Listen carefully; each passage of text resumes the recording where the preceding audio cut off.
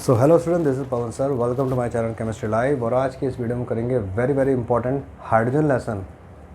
Okay, class 11 chapter 08 जो है hydrogen lesson, जिसमें आपके बहुत इंपॉर्टेंट क्वेश्चंस आएंगे। ठीक है, छोटा लेसन है, नॉर्मली 3 से 5 मार्क्स, 3 मार्क्स का ये लेसन है। मोस्ट प्रोबेबली 3 से 4 मार्क्स की इसकी वेटेज होती है, बट इम्पॉर्टेंट है।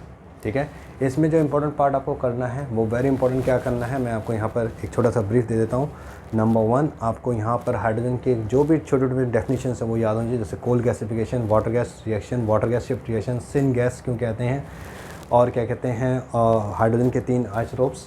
ठीक है, जिसमें कौन ज़्यादा रेडियो एक्टिव है। दूसरा आपको करना है वाटर के बारे में कि वाटर के अंदर कौन कौन से हार्डनेस होती हैं, परमानेंट टेम्परेरी हार्डनेस कैसे रिमूव करते हैं, कैल्गोन्स मेथड आर वेरी इंपॉर्टेंट। तीसरा आपको यहाँ पर जो करना है वो करना है हाइड्रोजन पेरोक्साइड के बारे में। हाइड्रोजन पेरोक्साइड में आपको उसके ऑक्सीडाइजिंग एंड रिड्यूसिंग एक्शन का स्ट्रक्चर, रिएक्शन एंड उसका जो स्ट्रक्चर है सॉलिड गैस फेज का, वो याद होना चाहिए। And last not the least, hydrides. Okay, तो यहाँ पर मैंने कुछ 20 क्वेश्चन यहाँ पर ऑप्ट किए हुए हैं which are very important and these are do or die question.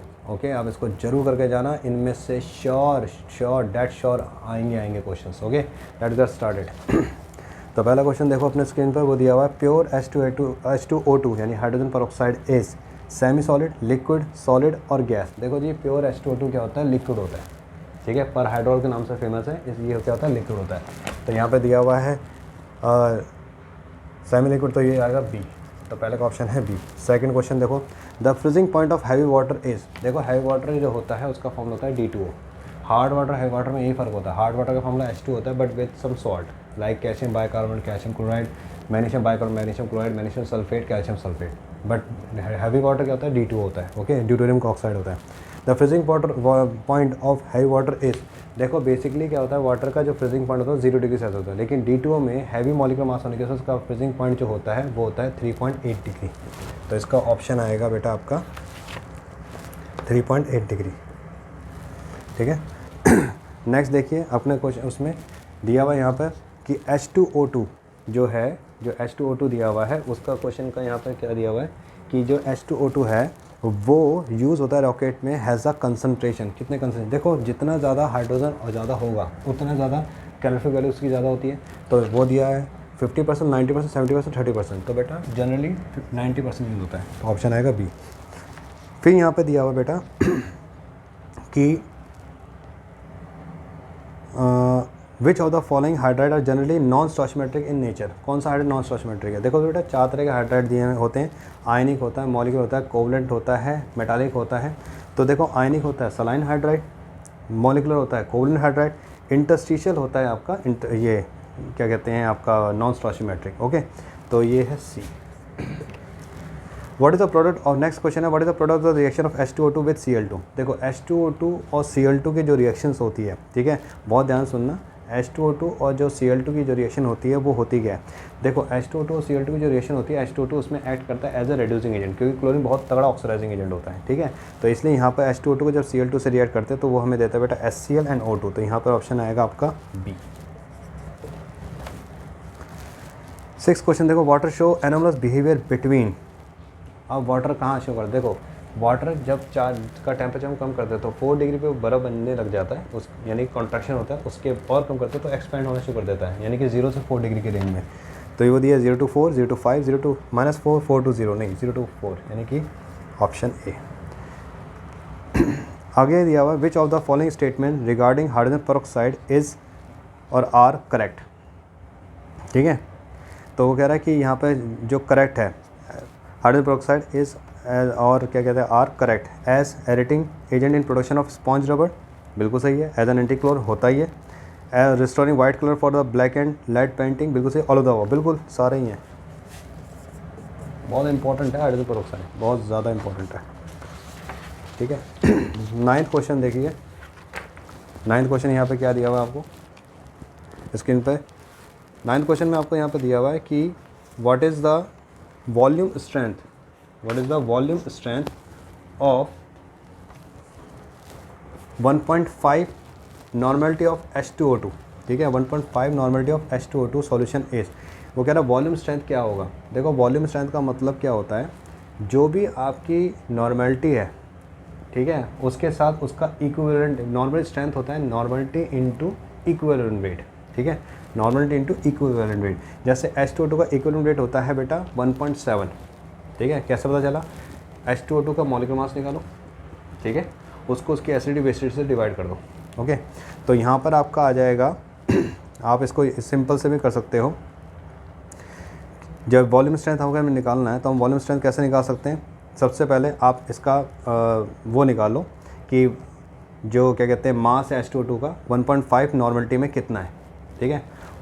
सबसे पहले कैसे निकालते हैं, मास ऑफ H2O2, ठीक है, मास ऑफ H2O2 हम निकालते हैं, ठीक है, इन 1.5 नॉर्मलिटी। तो ये कैसे निकलेगा, जितनी नॉर्मलिटी है इनटू में उसका क्या कहते हैं, आप क्या लेके चलोगे, जो भी उसकी नॉर्मलिटी है इनटू में उसका क्या लेके चलोगे, मॉलिक्यूलर मास लेके चलोगे, ठीक है। तो यहाँ पर आ जाएगा आपका 1.5 इनटू में उसका, ठीक है, इक्विवेलेंट रेट लेके चलेंगे। तो इसको सॉल्व करेंगे तो कितना है, 17 × 5 = 85, 17 × 17 = 8, 25, इतना आ गया, इतना ग्राम आ गया, ठीक है। इतना ग्राम आ गया आपका 1 लीटर में, क्योंकि देखो ये नॉर्मलिटी है, ठीक है, इतनी नॉर्मलिटी इनटू में उसका इक्विवेलेंट रेट करेंगे तो टोटल मास आ जाएगा, ठीक है। क्योंकि बेटा देखो इक्विवेलेंट वेट क्या होता है, मास मॉलिक्यूलर मास बाय उसकी एसिडिटी और बेसिसिटी होता है, ठीक है। तो मैंने यहाँ पर मास निकाल लिया, ये आएगा ग्राम पर लीटर में, क्योंकि नॉर्मलिटी पर लीटर में होता है, ठीक है। अब हमें ये दे दिया, अब वो निकालना वॉल्यूम निकालना है इसका। तो हम कैसे निकालेंगे वॉल्यूम स्ट्रेंथ, तो जो वॉल्यूम स्ट्रेंथ होगा वो कैसे निकलेगा, कितने हमें वॉल्यूम स्ट्रेंथ निकालना है 1.5 नॉर्मलिटी के लिए, इतना आ गया ना। तो अब कुछ नहीं करना, जितना भी आया ग्राम पर लीटर इनटू में, अब 1 मोल में कितना है 22.4 लीटर होता है, इसको आप सॉल्व कर दो आपका आंसर आ जाएगा। तो आप करोगे तो ये आएगा आपका 8.4, तो डी आएगा इसका, ठीक है। अगला आता है बेटा, बाकी मैंने एक्सप्लेनेशन उसमें दिया हुआ है PDF में, आप देख लेना, आ जाएगा आपको। Water gas is a mixture of hydrogen H2 and obvious है कार्बन मोनोऑक्साइड हाइड्रोजन का मिक्सचर होता है, तो ये आएगा ऑप्शन ए, ठीक है। एक सेकेंड, ओ सॉरी, ये 10th का है और ये 9th का है, 8th क्वेश्चन बीच में रह गया। 8th क्वेश्चन यहाँ पे जो है वो है atomic hydrogen is called protium, deuterium, nation hydrogen, tritium. तो ये नेशन हाइड्रोजन है, ओके।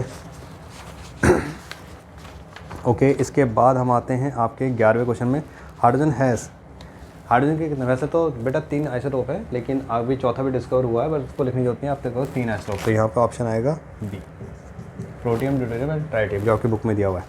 12 क्वेश्चन देखिए, the freezing point of heavy water, अभी मैंने आपको बताया था what is the freezing point of heavy water, ये होता 3.8, तो यहाँ पे ऑप्शन आएगा आपका B. The oxygen state of hydrogen, hydrogen peroxide, तो हाइड्रोजन पेरोक्साइड में ऑक्सीजन का ऑक्सीजन स्टेट क्या होता है, तो देखो बेटा हाइड्रोजन पेरोक्साइड का जो स्ट्रक्चर होता है कुछ ऐसा होता है, तो ये प्लस ये नेगेटिव, ये प्लस ये नेगेटिव, तो क्या ऑक्सीजन स्टेट आया -1, तो यहाँ -1 है, -1 किसका है, ए। नेक्स्ट आते हैं बेटा आपका 14 question, the hydride become more dash on moving from left to right in a period of periodic table. तो बेटा देखो लेफ्ट से राइट जाएंगे तो न्यूक्लियर चार्ज इफेक्ट बढ़ता है, ठीक है, न्यूक्लियर चार्ज इफेक्ट क्या होगा, बढ़ेगा। जब लेफ्ट से राइट जाते हैं ना पीरियड में, तो न्यूक्लियर चार्ज इफेक्ट क्या होता है, बढ़ता रहता है। तो कह रहा है पीरियोडिक टेबल में हाइड्राइड का मतलब क्या होता है, देखो जब लेफ्ट टू राइट जाते हैं तो उसकी एसिडिटी, H क्या रिलीज़ करता है, एसिडिटी को रिलीज़ करता है, तो यहाँ पर आएगा आपका B, acidity, not basicity, accept नहीं करेगा, रिलीज़ करेगा। नेक्स्ट है बेटा, what is the gram equivalent weight of hydrogen peroxide as reductant, ठीक है। तो देखो बेटा ग्राम इक्विवेलेंट वेट का मतलब होता क्या, एज अ रिडक्टेंट, इसका मतलब H2O2 O2 में कन्वर्ट हो रहा है, H2O2 किस में कन्वर्ट हो रहा है, O2 में कन्वर्ट हो रहा है। तो आप इसको कैसे, वैसे इसका मैं आंसर बता देता हूँ, इसका आंसर 152 निकल के आएगा। कैसे निकल के आएगा ये भी समझ लो। देखो H2O2 का मॉलिक्यूलर मास कितना होता है, 2H का 2 हो गया, 2O का 32 हो, 32 2 34 हो गया, ठीक है, ये हो गया इसका मॉलिक्यूलर मास, ठीक है। ग्राम इक्विवेलेंट का मतलब क्या होता है, ग्राम इक्विवेलेंट का मतलब होता है कि जो भी उसका मॉलिक्यूलर मास है डिवाइड बाय उसकी एसिडिटी बेसिडिटी, तो वो 2H या 2O दे सकता है। तो 34/2 कितना होगा, 17 हो गया, ठीक है। तो ग्राम इक्विवेलेंट कितना हो गया, 17 हो गया यहाँ पर, ठीक है, जो ग्राम इक्विवेलेंट वेट हुआ वो क्या हुआ आपका 17 हुआ। अब वो कह रहा है एज अ रिडक्टेंट, ध्यान से सुनो, एज अ रिडक्टेंट, तो H2O2 O2 में कन्वर्ट हो रहा है। ध्यान सुनो, H2O2 किस में चेंज हो रहा है? H2O2 चेंज हो रहा है बेटा O2 में, ठीक है। तो इसका कितना है 2 और 32, 32 तो 34, तो 34 कितना दे रहा है 32 ग्राम, तो एक कितना देगा 32/34 इंटू में 17 इसका वो है, ठीक है, 17 इसका वो है, क्या कहते हैं ग्राम इक्विवेलेंट है। तो इसका जो इक्विवेलेंट आएगा वो आएगा बेटा आपका 152 में इसका इक्विवेलेंट रेट आएगा, क्योंकि H2O2 को O2 में कन्वर्ट किया जा रहा है, ठीक है। तो H2O2 को अगर हम O2 में कन्वर्ट करते हैं तो ये कितना बन जाता है आपका 17 दूनी 34, 2 16, तो 16 के लिए आ गया आपका, ठीक है और 16 के लिए यहाँ पर आ गया, तो ये आपका कितना बन जाएगा रिडक्टेंट में, तो टोटल वेट बन जाएगा आपका 342, ठीक है, ये हो गया आपका। तो अगर हम इसको लेके चलते हैं 1 मोल के लिए तो ये हो जाएगा 22.4 लीटर के लिए हो जाएगा, ये हो जाएगा 1 के लिए हो जाएगा आपका, तो ये बन जाएगा आपका 11.2 के लिए हो जाएगा ना, 11.2, 16 दूनी 32, 16 कम 16 3 19, 16 1 17, 179, 152, H2O2 चेंज हो गया, change in oxygen state is 2, the molecular mass H2O2 का 434 है, तो इक्विवेलेंट कितना हो जाएगा इसका, इक्विवेलेंट हो जाएगा इसका molecular mass by acidity into, है ना, तो ये हो जाएगा आपका कितना 152 के करीब आएगा इसका, ये ऐसा 11.2 11 आ गया, इसका हाफ कितना हुआ 5.6, 16 6 96, 16 पंचे 80, 9 25, तो ये 5 है ना, तो 152 के करीब आएगा, 152 के करीब आएगा, क्योंकि वो कह रहा है रिडक्टेंट, ठीक है। H2O2 किस में चेंज हो रहा है O2 में चेंज हो रहा है। ऑक्सीजन स्टेट कितना चेंज हो रहा है यहाँ पर 2 का ऑक्सीजन स्टेट चेंज हो रहा है, तो मॉलिक्यूलर मास जो होता है वो होता है 34, ठीक है। तो 34 के लिए 2 ऑक्सीजन स्टेट चेंज हो रहा है जी, ठीक है, 2 चेंज हो रहे हैं ना 34 के लिए, तो 1 के लिए कितना हो जाएगा 17 हो जाएगा, ठीक है, 1 के लिए हो जाएगा आपका 17, तो ये कितना हो जाएगा, तो इनटू में मॉलिक्यूलर मास 342, तो आ जाए 152 करीब आएगा, तो उसका ऑप्शन होगा बेटा आपका सी। नेक्स्ट है जी, hydrogen is the most abundant element on earth after, obvious oxygen के बाद यही है जी, ऑक्सीजन का ऑप्शन है जी ए, ठीक है। फिर है जी आपका hydrogen is a good, hydrogen क्या होगा रेड्यूसिंग एजेंट होगा, तो यहाँ पर आएगा आपका बी।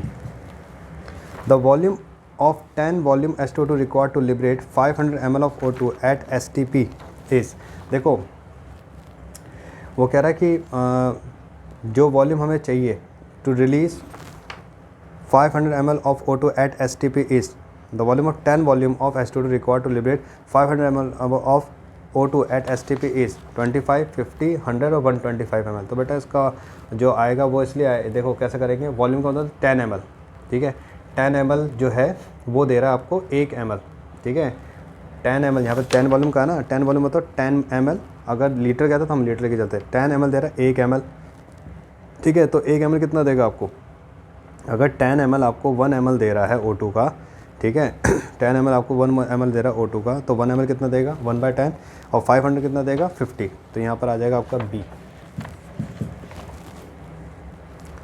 एट STP पे आ जाएगा 50, ठीक है। आगे दिया बेटा इन्होंने which one of the following process will produce hard water, में से कौन सा हार्ड वाटर प्रोड्यूस करेगा, देखो बेटा एडिशन ऑफ Na2SO4 टू नहीं, टू वाटर नहीं, सैचुरेशन वाटर विद CaSO3 नहीं, सैचुरेशन वाटर विद MgCO3 नहीं, saturation of water with CaSO4। देखो बेटा हार्डनेस जो होता है वो होता है सल्फेट की वजह से, कार्बन की वजह से नहीं होता, और कौन सा सल्फेट, कैल्शियम मैग्नीशियम सल्फेट, यहाँ पर सोडियम सल्फेट दिया वो नहीं करेगा, वो तो रिमूव करेगा हार्डनेस को, तो यहाँ पर ऑप्शन आएगा डी,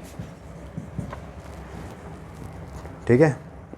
20th क्वेश्चन देख लो, यहाँ पे जो इन्होंने कहा हुआ है ऑप्शन देखो जरा अपने स्क्रीन पर दिया हुआ है, para and ortho hydrogen differ in atomic number, atomic mass, spin of protons and number of neutron, ठीक है, और नंबर ऑफ न्यूट्रॉन।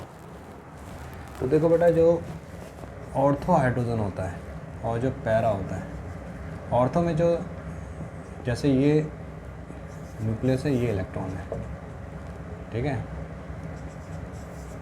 तो इसमें क्या होता है, स्पिन एक साइड में होते हैं, इलेक्ट्रॉन भले ऐसा हो जाए, लेकिन पैरा में क्या होता है,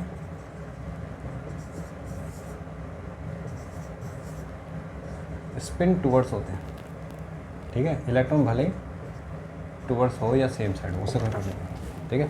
तो स्पिन, ये जो क्या कहते हैं, ट्रूलॉइस है, ये एक आपका जर्मन वर्ड है, इसका मतलब होता है स्पिन ऑफ न्यूक्लियस, ठीक है। तो यहाँ पर आएगा आपका सी। तो ये कुछ क्वेश्चंस आपके, बाकी और क्वेश्चंस भी है जो मैंने पीडीएफ में डाले हुए हैं, do check out from the PDF, okay. बाकी मिलेंगे आपसे नेक्स्ट वीडियो में। नेक्स्ट वीडियो में हम करेंगे redox, okay. Till then work hard and all the best for your coming exam and God bless you.